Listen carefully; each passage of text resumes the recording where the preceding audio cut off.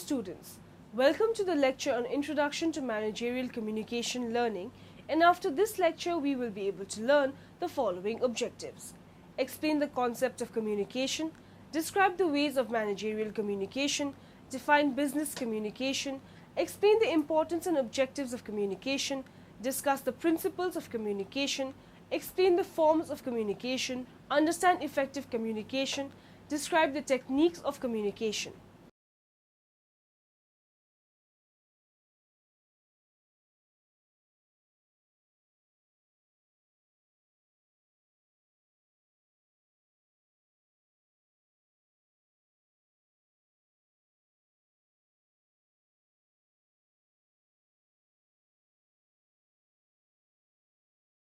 Let us start with a brief introduction to communication.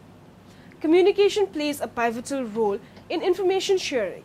Individuals working together in the same organization need to speak to each other to keep themselves abreast with the latest developments in the organization. It is practically not possible for an individual to do everything on its own. He or she needs a medium which helps him discuss various ideas and evaluate pros and cons of proposed strategies with people around. Managerial communication is a function which helps managers communicate with each other as well as with other employees within the organization. Communication helps in the transfer of information from one party, also called the sender, to the other party, called the receiver. Managerial communication helps in the smooth flow of information among managers working towards a common goal. The message has to be clear and well understood in effective communication. The team members should know what their manager or team leader intends to communicate. Effective managerial communication enables the information to flow in its desired form among managers, team leaders, and their respective teams. Managerial communication is of the following two types: interpersonal communication, organizational communication. Let's start knowing them. Interpersonal communication. Interpersonal communication generally takes place between two or more individuals at the workplace. Organizational communication. This communication takes place at all levels in the organization, which refers to the organizational communication. So what is organizational communication? And what are we doing when we study organizational communication? I want to try and answer these questions from two different perspectives. First, we can talk about organizational communication as the communication that happens within organizations. That is, all the communication activity you'll see if you go to any organization today. Sending emails, writing memos, talking on the phone, having meetings, and more meetings, teleconferencing, video conferencing, speeches, presentations, and so on. This is a more conventional approach, and I think it's what comes to mind when people initially think of organizational communication. But I want to go deeper. I want to introduce an alternative, more sophisticated approach of seeing organizations as communication. This can radically change how we understand human interaction in organizational life, and it opens up exciting new possibilities for research and practice. But first, let's say a bit more about the conventional approach to organizational communication, which focuses on communication within organizations. This perspective sees the organization as something like a container, and communication is what flows within the container. If we extend the metaphor, we can see how communicating is then shaped by the structure of the organization, in the same way that liquids take the shape of their physical containers. And by the shape of the container, we can mean the physical shape of the organization, like if you have to take the elevator up 10 floors to deliver a report to your boss, or more of a symbolic shape, like where you are in the organizational hierarchy and how this influences the way you communicate with other organizational members. The key here is that the organization is seen as something that exists separately from communication. So communication is quote-unquote organizational when it happens within these separate structures we call organizations.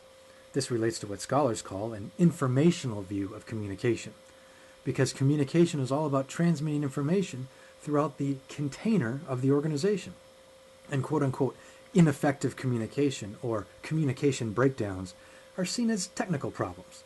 The right information didn't get to the right people in the right manner. Someone didn't get the memo, as people like to say.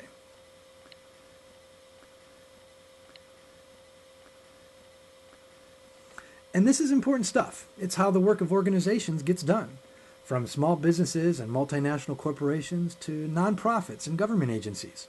If organizations don't communicate the right information to the right people at the right times in the right ways, things fall apart. Directions aren't followed, customers aren't satisfied, clients aren't served, regulations aren't obeyed. General chaos ensues. And in certain high-risk organizations, like our military or your local fire department, getting the right information to the right people is absolutely critical. So, we certainly need effective communication within organizations. Let's discuss the concept of communication. Specific human characteristic: communication is a bond between members of a collectively which allows psychosocial groups mixing and ensures normal operation of it, irrespective of its size and nature. Defined as a process of issuing a message and sending it in an encrypted way through a channel to recipient for receptive. Communication has become in the long run the substance of society. It is more than obvious that all activities organized by people derive from the communication. All human relationships represent communicative interactions that include a symbolic dimension. Without transmission of symbols which attached meanings, relationships between people would start to be impossible. We start to notify that communicative and organizational actions are interdepending on each other. According to experts, the term communication started to be used in the 14th century, being derived from Latin words communis, meaning to share, being in relationship, having in the time a closer meaning to share, sharing more. From the 16th century, with the post and roads development, the term is associated with a new meaning, namely forward. As a consequence of the emergence of modern techniques of communication like telegraph, telephone and so on, in the 19th century, meaning to send go first in use. Various meanings aspects used for communication can meet, and we can say that communication is to put or have something in common without neither the prejudice, the something, nor the transmission paths or terms, individuals, groups or objects involved in the division. Managerial communication concept emerged from the need to provide to the manager optimal interaction means in order to fulfill its functions and roles. The roles of the manager. Emphasizing the importance of communication in organizational management, Henry Mintzberg has defined 3 types of roles that can be fulfilled by a manager in the communication process: interpersonal role, informal role, and decision-making role. Let's understand this one by one. Interpersonal role. It involves a relationship based on constant communication between the managers and the subordinates, customers, suppliers, and managers. In this case, managers act as a leader of the organization. According to Henry Mintzberg, the managers lose their time communicating. 45% with people outside of their control, 45% of managers belonging to the same hierarchical level, and 10% in discussion with their superiors. Informal role. Manager is in a constant search of information from all contacts that could affect its performance and business objectives. Moreover, the manager is sending information both within the organization and beyond it. This role is reflected in the actions of creation and development of information network, in which the manager may act as a monitor, disseminator of information, or a spokesperson. Decision-making role. Using this information, contacts and relationships, resources for recovery, solving conflicts, and initiate optimal solutions for the problems they have to solve. Once the decision is made by the manager, it should be clearly communicated to all other factors. For the successful fulfillment of these roles, the manager must be based on the following communication functions. Information function. Monitoring internal and external information obtained through all possible means. Control and training function to ensure the unity and the continuity of team's action towards the set objectives. Function of influence and persuasion, guidance and counseling through which the specific modalities of control over information and the behavior of members are realized. Function of integration and retention of information, ensuring efficiency of the organization. Now let us find out the ways of managerial communication. A successful manager is one who communicates effectively with his subordinates. It is really essential for managers to express their views clearly for the team members to understand what exactly is expected out of them. Usually there are 2 ways managers communicate amongst themselves and with their subordinates. Verbal communication. Communication done with the help of words is called a verbal communication. No written records are available in verbal communication. In verbal communication, individuals need to be very careful about their speech. What they speak and how they speak matter a lot. Managers must choose the right words to address their team members. One has to be loud and clear while interacting with employees at the workplace. Be very clear and precise. Now, written communication. Communication is also done through emails, letters, manuals, notices, and so on. Such mode of communication where written records are available is often called written communication. Managers must inculcate a practice of communicating through emails with their juniors, as it is one of the most reliable modes of communication. It is essential for the managers to master the art of writing emails. Body language. Managers must also take special care of their body language, facial expressions and gestures for effective communication. A manager who always has a frown on his face is generally not liked and respected by people. Being a boss does not mean one needs to shout at people. Be warm and friendly with team members. Organizational communication. Organizational communication is of the following two types: formal communication and informal communication. Let's study them. Formal communication. This communication, which follows hierarchy at the workplace, is called a formal communication. Employees communicate formally with each other to get work done within the desired time frame. Now, informal communication. Employees also communicate with each other just to know what is happening around. Such type of communication is called as informal communication, and it has nothing to do with designation of the individual or the level in the hierarchy and so on. Now, the direction of communication flow. Upward communication. Flow of information from employees to managers is called upward communication. Upward communication takes place when employees share their views with their managers on their nature of work, the job responsibilities, and how they feel about the organization on the whole. Now, downward communication.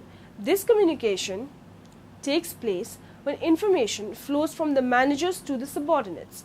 Managers often give orders and directions to their subordinates as to what to do and how to do various tasks. Such type of communication is called downward communication. Crosswise communication.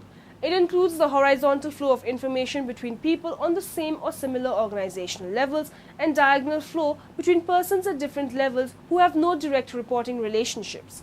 It is used to speed information flow, to improve understanding, and to coordinate efforts for the achievement of organizational objectives. Now, let us talk about business communication. It is not possible to have good human relations without communication. On the other hand, effective communication is required not only for human relations, but for a good and successful business. In practice, there is no organization without communication. There are organizations with bad communication, and these cannot be considered successful organizations. Managers spend the majority of their time communicating in several forms, meeting face-to-face discussions, letters, emails, etc. Also, more and more employees realize that communication is a very important part of their work, because a lot of work activities are based on teamwork among workers in different functional groups. This is the reason why communication has become more important in companies. Stages of the communication process. Most managers are aware that their success depends on their ability to communicate. However, most often managers do not know what a perfect and effective communication is. Some say if employees could understand better their managers, organizations would work easier. The reason why they have not appealed to a collaborative process of cooperation, they did not agree on the communication schemes, did not take decisions together, they blamed each other for failures, and they avoided each other how much ever they could. Therefore, the lack of communication is often a symptom of other problems. Communication skills are not only important, but the need for them is universal. Decoding is the process by which received messages are translated into terms, symbols that have significance to recipients. To illustrate the process of communication, theorists have resorted to an analogy with the model of radio signals, in which we regard to a message transmission to the source become itself the receiver. During the coding phases, respectively the deciphering phases, the message can be influenced by several factors such as hierarchy, rumors, inconsistent policy, and most importantly the absence of a management process adapted to transmission of information, or even confusion that can occur in the cycle. Planning, organization, management, and control. In the communication process, the receiver's reaction to a message source is a mechanism by which transmitter is verifying that the message is correctly perceived by the receiver, and the feedback. Well, we're going to talk about how the communication process works here. The communication process is extremely vital in terms of increasing your effectiveness in communicating. And what we find is if you have an understanding of the different stages of the process and the different parties involved, you will help increase the extent to which you communicate more effectively. Now, the communication process starts with, in this case, the sender. The sender is the person that is going to be transmitting a particular message. And usually, if we're going to communicate something, we have to decide what it is that we're going to communicate. But not only what, we also have to determine how we're going to communicate that, the means through which we're going to actually communicate the message. This includes everything from face-to-face or verbal communication. This includes email or text, and a variety of other mediums. Written communication obviously would fall into this category. And so the sender, what they do is they're in charge of what's called encoding a particular message. And encoding is not only determining what it is that you're going to say, but how it is that you're going to communicate it, including that nonverbal communication piece, right? Things like body language and the tone of our voice, the pace of our voice, whether or not we make eye contact, all factors in to how we send a particular message. Now, the goal here for the sender, or at least it should be, is to communicate something as accurately as possible. And what that means is you have to take into account the knowledge and the education and the background of the receiver of that message. Because if you communicate in a way that cannot be understood, then you're really just wasting your time. It's not very effective. The intent here is to be understood. And so obviously we have the message here, and that is what is encoded. That message gets sent, of course, to the receiver. Depending upon what medium we chose to communicate with, that will transmit a number of different ways. But the receiver, what they're in charge of is decoding that message. And what decoding means is they're trying to understand it. They're interpreting that particular message. And so they're listening to what is being said, and they're trying to assess what that is and gauge it for understanding. Now, the problem, and where you've probably picked up on, is that a lot of times people can hear the same message and take two completely different things. And that's because there's a lot of noise that gets involved in the communication process. Not only do you have to be aware of the understanding of the receiver, but you also have to take into account physical noise, like surroundings. Are there people involved? If you're communicating in a noisy restaurant, there's a physical limitation there where the actual noise in the restaurant is going to inhibit the receiver understanding your message. So that would obviously be in a physical sense, but you also have to take into account the person's mental state. Are they preoccupied? You can probably think of a time when you were involved in a conversation and you're communicating with somebody, but not really. You're kind of going through the motions. You have your mind somewhere else. You're thinking about something. You're preoccupied. And although you're physically present, mentally you are absent. And that obviously is an obstacle or barrier to effective communication. In addition, you also have issues with education. If you're communicating with someone who is of higher education or less, you do have to take that into account, because if you're sending the message, you do want to make sure that the person can understand it, right? If you're going to communicate to a group of elementary school students, it's probably going to look different than if you communicate to a group of college students, because you have to take into account the knowledge and educational level of the audience. And so from a receiver standpoint, if you're interpreting a message, then that could also be a deterrent to effective communication. Let us now discuss the importance and objectives of communication. There are various objectives and importance of communication. Information. One of the most important objectives of communication is passing or receiving information about a particular fact or a circumstance. Advice. Advice is an important objective of communication as it involves personal opinions and is likely to be subjective. Advice is given to influence his or her opinion or behavior. Order.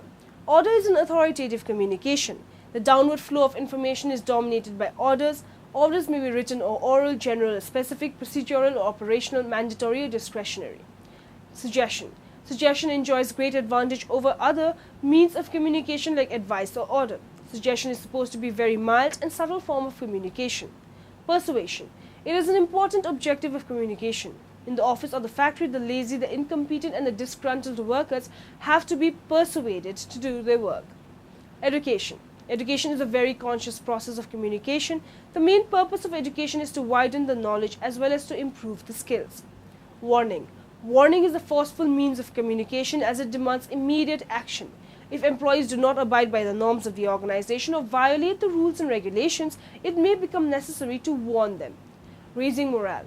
Morale boosting is only possible through communication. High morale results in better performance.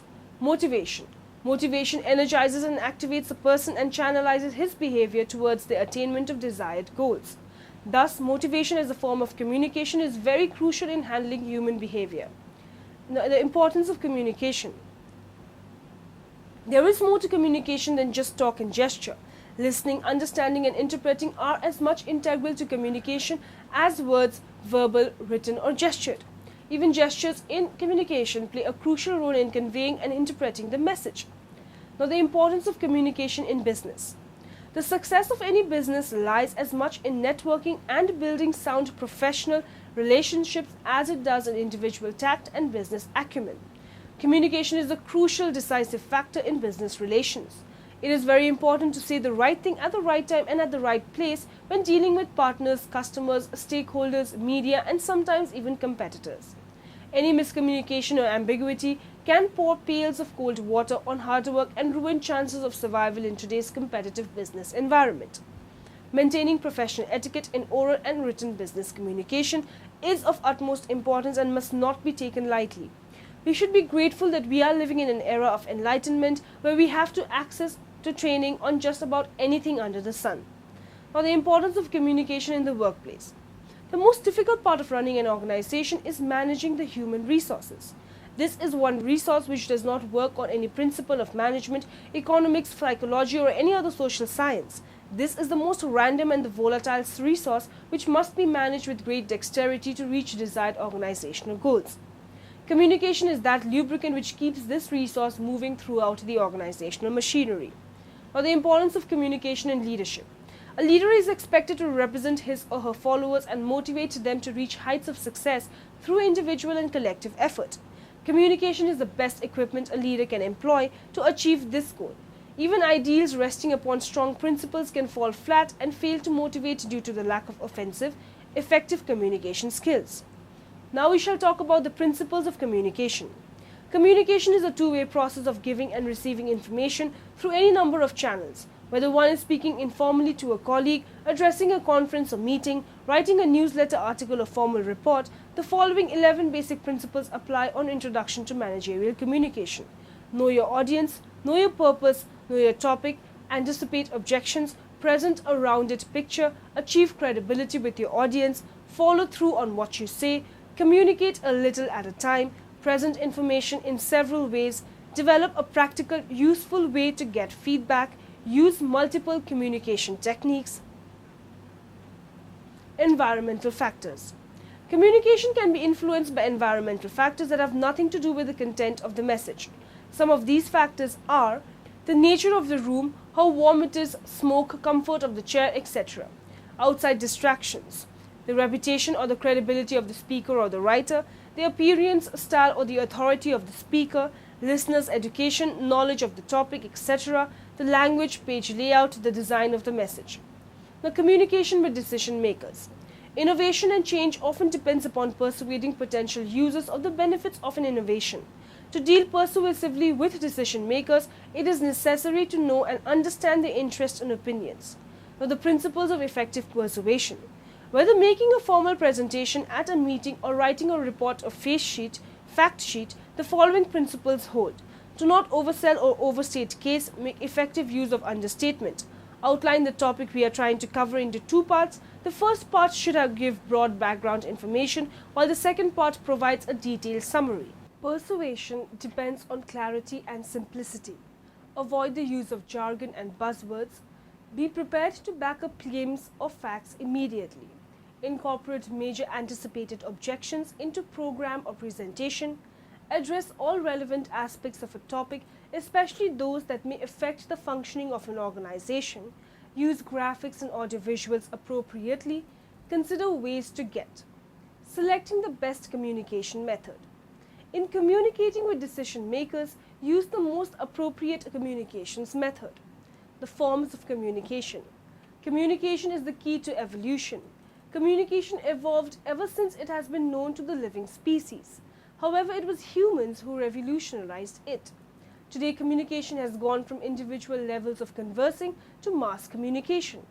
Communication evolved as the human brain developed and became more receptive to the sounds and the events around him. Over a period of time, the historic records will show that forms of communication have evolved very gradually, be it written, oral, or pictorial communication. Communication is a process of exchanging information, ideas, thoughts, feelings, and emotions through speech, signals, writing, or behavior. Types of communication. People communicate with each other in a number of ways that depend upon the message and its context in which it is being sent. The choice of communication channel and the style of communicating also affect communication. So there are varieties of types of communication. The types of communication based on the communication channels used are verbal communication, non-verbal communication. Let's study them one by one. Verbal communication. This refers to the form of communication in which message is transmitted verbally. Communication is done by word of mouth and a piece of writing. Objective of every communication is to have people understand what we are trying to convey. In verbal communication, remember the acronym KISS. Keep it short and simple. Verbal communication is further divided into oral communication and written communication. Non-verbal communication. Numerous books have been written on the importance of non-verbal messages. Some studies suggest that from 60 to 90% of a person's messages effect comes from non-verbal cues. This lecture presents a brief overview of non-verbal communication. Body language, sign language, paralanguage, circumstantial language, space, surroundings, and time. Now, in the end, let us summarize what we have learned in this lecture. Managerial communication is a function which helps managers communicate with each other as well as with employees within the organization. Advice is an important objective of communication as it involves personal opinions and is likely to be subjective. Organizational communication occurs at all levels of management, is performed on all hierarchical levels, both on horizontally and vertically. Communication is a two-way process of giving and receiving information through any number of channels. People communicate with each other in a number of ways that depend upon the message and its context in which it is being sent.